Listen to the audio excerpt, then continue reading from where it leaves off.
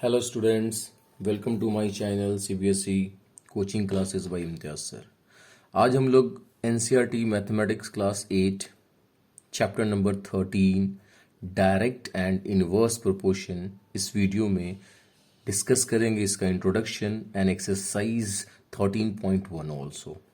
Okay, तो अब तक जिन लोगों ने मेरा चैनल सब्सक्राइब नहीं किया है वो चैनल को पहले सब्सक्राइब कर लें, बेल आइकन दबा लें। अगर वीडियो आपको पसंद आएगा तो प्लीज़ लाइक करें, अपने दोस्तों में शेयर करें।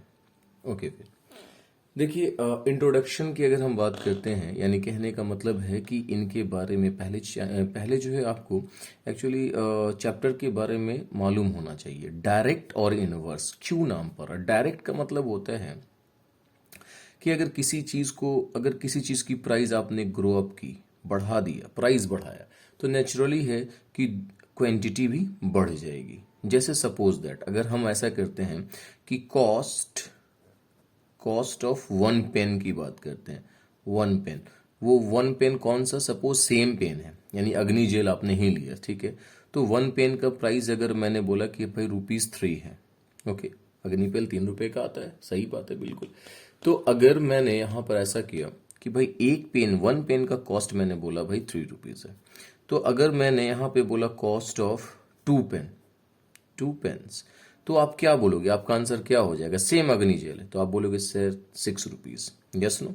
तो देखिए, आपने क्वांटिटी को क्या किया, ये क्वांटिटी 1 से 2 हो गया, यानी ग्रो किया, क्वांटिटी आपने बढ़ा दिया, तो देखिए प्राइस भी क्या हो गया? बढ़ गया, ठीक। तो इनको हम बोलेंगे कि ये जो है एक्चुअली ये डायरेक्ट है, इनको बोलेंगे ये डायरेक्ट प्रोपोर्शन है, ठीक है। ये डायरेक्ट प्रोपोर्शन है एक्चुअली, सॉरी। यानी अगर आपने एक को बढ़ाया दूसरा भी बढ़ जाए तो डायरेक्ट प्रोपोर्शन है। या हम इसको दूसरा एक एग्जांपल्स और समझते हैं ताकि आपको समझ में आ जाए। जैसे ऐसा कि अगर मैंने बोला कि भाई 10 कॉपी 10 कॉपीज कॉस्ट ₹50, ऐसा मान लेते 10 कॉपी जो एक ही तरह के 10, एक ही साइज के, एक ही टाइप्स के, एक ही पेजेस है, उसमें सेम नंबर ऑफ पेजेस हैं कॉपी के, यानी बिल्कुल सेम है, उनके 10 कॉपीज जो है, 10 कॉपीज का प्राइस कितना है? ₹50। मैं आपसे बोलूं भाई 1 कॉपी का प्राइस क्या होगा, 1 कॉपी का कॉस्ट क्या हो जाएगा? तो आप फटाक से आंसर मुझे बताओगे सर ₹5। Yes no? भाई 10 का कीमत 50 है तो एक का कीमत ₹5, आपने बताया फटाक सा, ठीक है। तो भाई आपने देखा कि क्वांटिटी जो है घट गया, क्वांटिटी घट गया, तो प्राइस भी क्या हो गया आपका? घट गया, ठीक है। एक कंडीशन में बढ़ रहा तो बढ़ रहा था, एक कंडीशन में घट रहा है तो घट रहा है, तो इनको भी हम लोग क्या बोलेंगे? डायरेक्ट प्रोपोर्शन बोलेंगे, ठीक है। और अगर डायरेक्ट प्रोपोर्शन है तो फिर भाई आपको एक फॉर्मूला कह सकते हैं, आपको लगा लेना है। यानी आपने डिटरमाइन कर लिया एक्चुअली कि कि ये डायरेक्ट प्रोपोर्शन में है, तो आपने फॉर्मूला लगाना है। x1/y1 is equals to x2/y2 is equals to x3/y3, जितने भी वैल्यू है is equals dot dot dot dot up to infinite तक x1/yn। आप इस फॉर्मूले को इस्तेमाल करेंगे इसमें, यानी अप टू इनफाइनाइट तक। आप इसको वीडियो को पॉज करके नोट कर लेंगे और आपको समझ में आ जाएगा कि भाई डायरेक्ट प्रोपोर्शन में, अगर पहले तो डिसाइड कर लेंगे भाई डायरेक्ट में है या नहीं, मालूम हो गया कि डायरेक्ट में है, तो फिर हम इस फॉर्मूले का इस्तेमाल करेंगे for direct proportion, for direct proportion. Okay, direct proportion के लिए हम लोग इस फॉर्मूले का इस्तेमाल करने वाले हैं, ठीक है। आपकी जो बुक है उसमें आपको 3 से ज्यादा की वैल्यूज नहीं निकालनी है, ठीक है, मतलब यहीं तक ही निकालनी है। किसी एक दो में जो है 2-4 क्वेश्चंस में होगा तो बढ़ के तो कोई दिक्कत नहीं है, आप आराम से निकाल सकते हैं। तो फॉर ये जो अभी आपने पढ़ा, ये आपने जो समझा एक्चुअली, ये आपने किसके बारे में समझा? एक्चुअली डायरेक्ट प्रोपोर्शन के बारे में समझा, ठीक है। डायरेक्ट प्रोपोर्शन आपको समझ में आ गया कि एक की प्राइस को अगर आपने ग्रो अप किया तो दूसरे की प्राइस भी क्या हो जाएगी? बढ़ जाएगी। वीडियो को पॉज कर ले और पॉज करके जो है इसको आप नोट कर ले, ठीक। अब सेकंड है, ये तो पहला नंबर था, first one, okay. Second number की अगर हम बात करते हैं तो सेकंड नंबर में हम अब किसकी बात करेंगे? इनवर्स की बात करेंगे। इनवर्स प्रोपोर्शन की बात करते हैं। इनवर्स प्रोपोर्शन अगर आप पढ़ते हैं तो इनवर्स में क्या होगा भाई, नाम से मालूम चलता है उल्टा, यानी एक ऊपर जाएगा तो दूसरा नीचे आना चाहिए, यानी एक बढ़ा तो दूसरा कम हो जाएगा। जैसे सपोज कर लो आपके घर में 10 पर्सन है, 10 पर्सन है जिनके लिए फूड 30 डेज का है, 30 डेज तक के लिए फूड है, यानी आपके पास 10 आदमी हैं, आपके घरों में 10 मेंबर हैं और वो 30 दिन तक खाना खा सकते हैं। ठीक है, अब आप देखो भाई 10 आदमी थे, आदमी 10 से 15 हो गए, यानी 5 गेस्ट आपके पास आ गए, 15 हो गए अब टोटल। तो अब आप खुद बताओ क्या वो फूड जो 30 डेज चल रहा था, क्या वो 30 डेज तक चलेगा? नहीं, नहीं चलेगा भाई। ये क्या हो जाएगा भाई, घट जाएगा, घट के कहाँ चला जाएगा, नीचे। क्यों? दिन कम जल्दी खत्म हो जाएगा भाई, आदमी बढ़ गया, अनाज मान लेते हैं भाई 10 रोटी है खाने वाले, तो नेचुरली है कि 10 दिन तक, सपोज दैट, ऐसे तो 10 दिन एक दिन में खत्म हो जाएगा, 10 दिन तक खा रहे लोग। ठीक है, तो भाई जब 10 मेंबर 10 दिन तक खा रहे हैं, 20 मेंबर होंगे तो 5 दिन में खत्म हो जाएगी रोटी। बिल्कुल, यानी आपने एक को बढ़ाया तो दूसरे की प्राइस क्या हो जाएगी, कम हो जाएगी। या फिर एक आदमी बढ़ा, डे घट गया, एक बढ़ा दूसरा घट गया, तो इसको क्या बोलेंगे, इनवर्स प्रोपोर्शन बोलेंगे हम लोग। क्योंकि देखिए अगर मैं ऐसा बोलूं कि अगर एक पर्सन को खाना होता, पहले आप समझ लीजिए, एक पर्सन को अगर खाना होता इस खाने को, तो कितना दिन तक खाता वो 300 दिन तक खा सकता था, 300 डेज तक खा। आप बोलोगे सर इतना कैसे?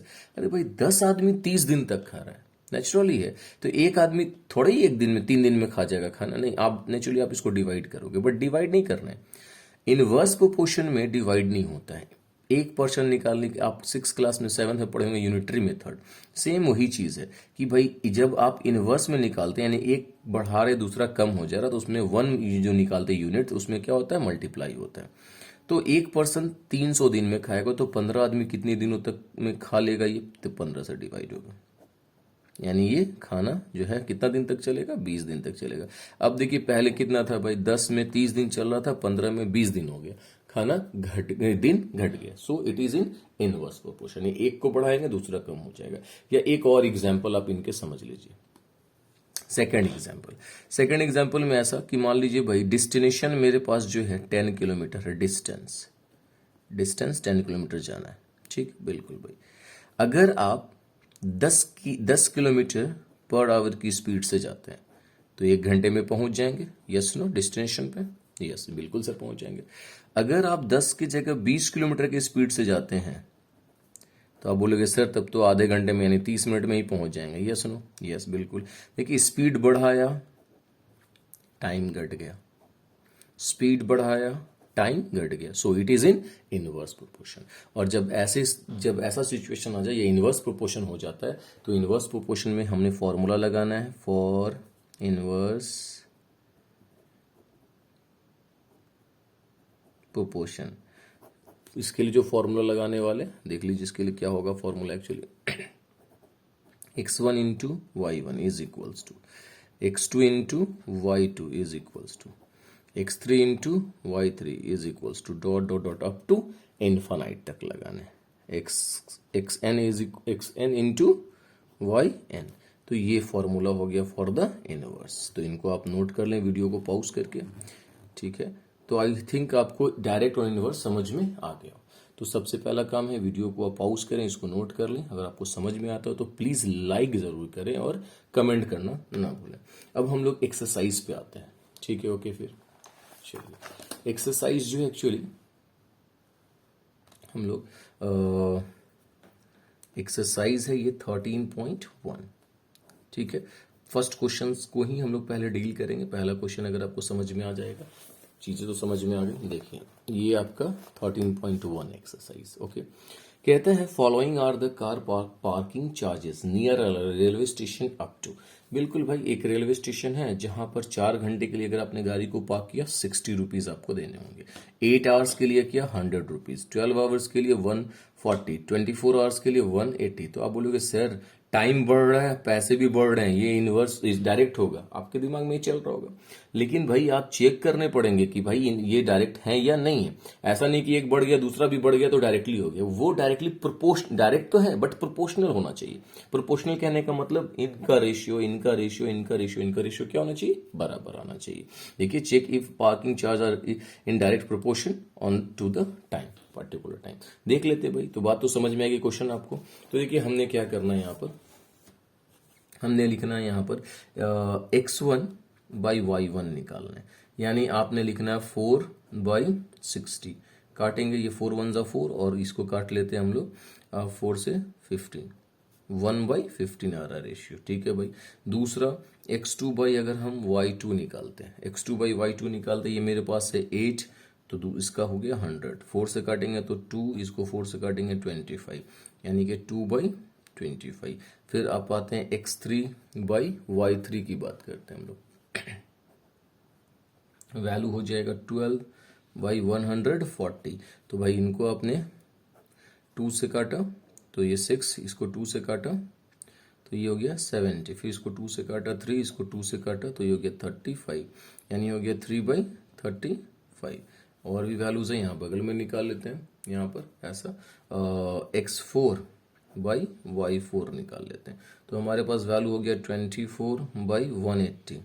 तो आपने काटा इसको 4 से, 4 6 24, 4 से काटिए, 4 4 जा 16 और 4 5 जा 20, 3 से काटे, 3 2 जा 6 और ये 15, 3 5 जा नहीं 15 3 जा 45, यानी हो गया 2/15। तो आपके पास आप लिख सकते हैं यहाँ से since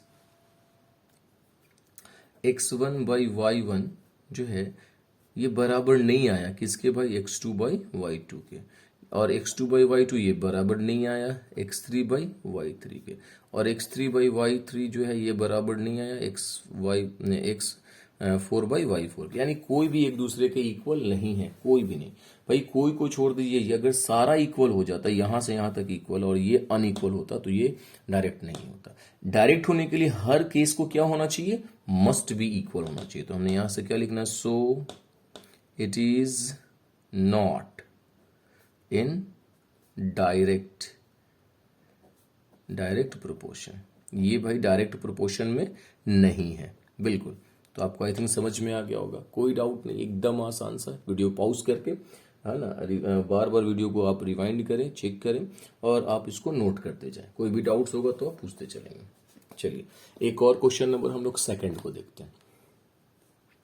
A mixture of the paint is prepared by mixing a part of the red pigment। ठीक है भाई, रेड पिगमेंट आप कलर वगैरह मार्केट से लेने जाते हो, देखिए वो मिलाता है, मिलाकर बनाता है कलर और आपको देता है with the 8 part of the base. यानी ये पार्ट जो है पिगमेंट का है और ये बेस का पार्ट है। भाई नेचुरली है कि अगर आप पिगमेंट बढ़ाइएगा तो बेस का पार्ट भी क्या होगा, बढ़ेगा। So it is in direct proportion. अब क्वेश्चन में कहता है in the following table find the part of the base that needed to be added. कितना भाई, 4 पार्ट है, रेड पिगमेंट का तो बेस कितना होगा। नेचुरली है भाई कि भाई बेस जो है बढ़ाना पड़ेगा आपको। तो हम लोग आ जाते हैं क्वेश्चन नंबर 2 में, हाँ ना, क्वेश्चन नंबर 2 की बात करते हैं। तो क्वेश्चन नंबर 2 में अगर हम आते हैं तो आपने यह भी बॉक्स बना हुआ है, तो यहाँ पर बॉक्स बना लेने।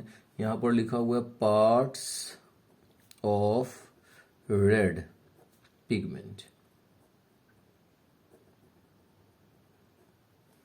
ठीक है।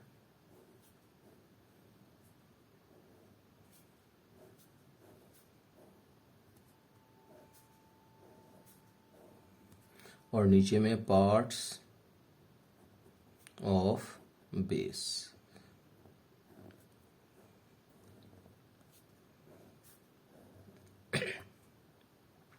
वन है तो 8 है बेस, ठीक है भाई। यहाँ 4 है तो ये y2 आपको नहीं मालूम, ये y1 था ये y2 हो गया।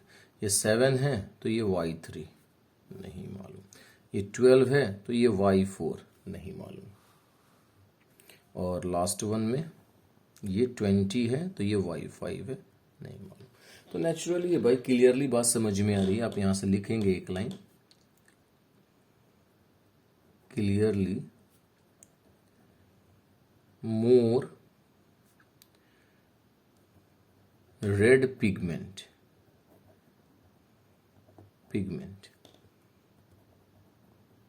more base यस नो भाई, रेड पिगमेंट बढ़ाएंगे तो बेस को भी क्या करना पड़ेगा, बढ़ाना पड़ेगा. सो it is in direct proportion. So it is in direct proportion. भाई ये डायरेक्ट प्रोपोर्शन में होगा. अगर ये डायरेक्ट प्रोपोर्शन में है तो फिर हमें क्या करना पड़ेगा भाई, लगा दीजिए फॉर्मूला. क्या लगाएंगे, देयरफॉर मैंने बताया था x1 बाई y1 बराबर हो जाएगा x2 बाई y2 के, और ये बराबर हो जाएगा x3 बाई y3 के, ये बराबर हो जाएगा x4 बाई y4 के, ये बराबर हो जाएगा x5 बाई y5 के. यहाँ तक 5 तक क्यों लिया, क्योंकि मेरे पास यहाँ पर 5 तक था. अब वैल्यू पुट करें, x1 बाई y1, देखिए यहाँ पर x1 बाई y1 1/8, यानी हम यहाँ क्या लिखेंगे एक्चुअली, यहाँ लिखेंगे इसके नीचे में 1/8, इसके नीचे में क्या लिखेंगे 4/y2, इसके नीचे में क्या लिखेंगे 7/y3, और इधर क्या लिखने वाले हम 12/y4, और फिर 20/y5. ये सारे के सारे वैल्यू 1/8 के बराबर है. तो एक एक करके हम लोग वैल्यू निकालेंगे. इसे 1/8 लिखते हैं इक्वल्स टू 4/y2 आपने किया. ओके, फिर यहाँ से लाइन खींच लीजिए. फिर 1/8 इज इक्वल्स टू आपने 7/y3 किया, फिर लाइन खींच लीजिए. फिर 1/8 इज इक्वल्स टू आपने 12/y4 किया, फिर लाइन खींच लीजिए. 1/8 इज इक्वल्स टू 20/y5 किया आपने. क्लियरली है, समझ में आ रहा है. अब क्या करना है आपको, यहाँ से वैल्यू निकाल लेनी है. देखिए क्रॉस y2 को 1 से करेंगे तो y2, और ये 8 4 जा 32. तो भाई एक आंसर तो यहाँ पर आपका निकल गया. ठीक, अब आइए दूसरे नंबर में. यहाँ हो जाएगा y3 is equal to 56, cross multiply करें, ये दूसरा आंसर हो गया. ये हो जाएगा y4 is equal to 96, answer हो गया. फिर आप आगे आइए, यहाँ निकाल लेते हैं. तो हो जाएगा यहाँ से y5 इज इक्वल टू 160 हो गया आंसर. तो आई होप आपको ये चीज समझ में आ गया हो, कोई डाउट्स नहीं है. कुछ भी डाउट हो तो आप हमसे पूछ सकते हैं. और प्लीज अगर आपको समझ में आ रहा हो तो वीडियो को जरूर लाइक करें, बेल आइकन दबा लें. ठीक है, ज्यादा ज्यादा अपने दोस्तों में शेयर करें. ठीक है, हम लोग अब आते हैं क्वेश्चन नंबर, मैं 3 आपके लिए छोड़ दे रहा हूँ. ठीक है, 4 छोड़ दे रहा हूँ, या 4 आपको बता देता हूँ. ठीक है, 4 बता देता हूँ, 3 छोड़ दे रहा हूँ आपके एज अ होमवर्क. ठीक है, तो क्वेश्चन नंबर 4 को हम लोग देखते हैं. पहले 4 पढ़ लीजिए, समझ में आ जाएगा. A machine in a soft drink factory fills 840 bottles in a 6 hours. बिल्कुल भाई, एक मशीन जो है 6 घंटे में, 6 आवर्स में, देखिए 6 आवर्स में इतने बॉटल्स को फिल करता है. तो कहता है how many bottles will it fill in 5 hours. 5 घंटे अगर चलाएंगे तो कितना बॉटल्स. अरे भाई 6 घंटे चला रहे थे तो 840 बॉटल फिल कर रहा था. वही मशीन है, सेम मशीन है, 5 घंटे के लिए चलाएंगे तो बॉटल घटेगा कि नहीं घटेगा. बिल्कुल घट जाएगा सर. टाइम घट गया, टाइम 6 से 5 हो गया तो बॉटल भी 840 से घट जाएगा. सो it is in direct proportion. तो अब करने क्या है, इसको देखते हैं हम लोग.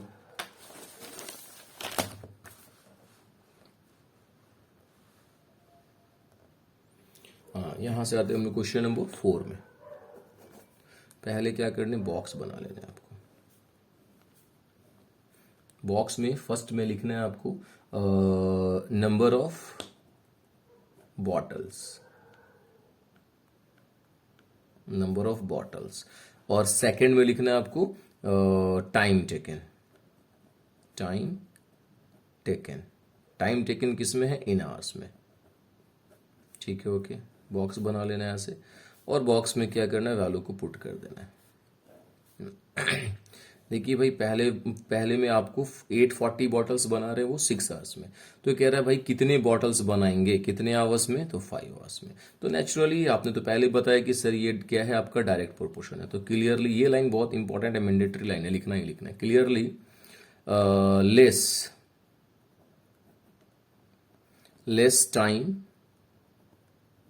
Less time taken to fill bottle, less time taken to fill less bottles.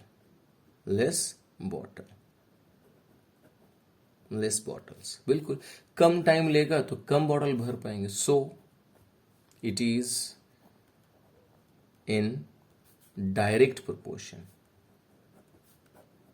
ये भाई डायरेक्ट प्रोपोर्शन में होगा। और अगर ये डायरेक्ट प्रोपोर्शन में है तो फिर आपने फॉर्मूला यहाँ से लगा सकते हैं। आप कौन सा फॉर्मूला लगाना है आपको मैंने बताया था, x1 by y1 is equals to x2 by y2। भाई दो ही वैल्यू है, तो x1 की जगह पर आपने लिखना है 840 और y1 की जगह पर लिखना है 6। x2 नहीं मालूम, y2 5 हो गया। ओके, क्रॉस मल्टीप्लाई करेंगे तो मालूम चलेगा आपके पास कि भाई x2 की जो वैल्यू है ना, x2 की जो वैल्यू है वो हो जाएगा 840 इंटू 5 और बाई 6। तो भाई आप 6 इसको काट सकते हैं, कट जाएगा। 6 1 जा 6, 2 बचा, 6 4 जा 24 0, ठीक है, यानी हो गया 700 बॉटल्स।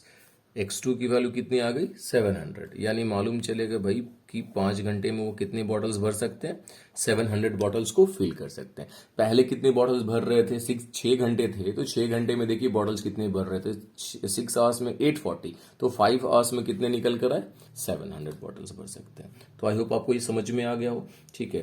तो आपको अगर समझ में आता हो तो प्लीज़ वीडियो को लाइक करें, सब्सक्राइब करें। ओके, और नेक्स्ट क्वेश्चन जो है इसमें 5 नंबर आप बना सकते हैं एज अ होमवर्क, और नेक्स्ट वीडियो में हम लोग जो है इसके बाकी क्वेश्चंस करेंगे। ओके, फिर थैंक यू।